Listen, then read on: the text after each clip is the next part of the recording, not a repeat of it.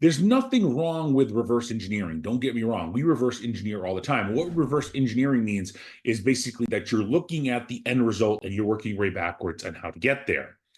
In our case, though, that's simply a matter of, well, how many deals do I need to do to make X? How many people do I need to contact in order to do that many deals, right? We're keeping it very simple. The problem that people have is they start looking at all of these other X factors in this that they don't need to have included.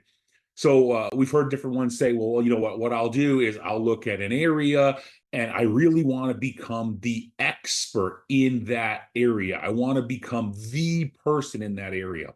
That is a very, very, very common and smart thing to do in houses, not so much in land, simply because if you spend the time doing it in land, you're not going to really, it's going to dry up. You're not going to have some place that you can really grow long term. Yes, you can spend some time there and go back and build on it and spend more time. And really, we've worked in counties that we've had numerous properties and we knew it way inside and out, but it wasn't something that we could just be like, okay, let's just focus on this specific area or these specific areas if we really wanted to grow a business.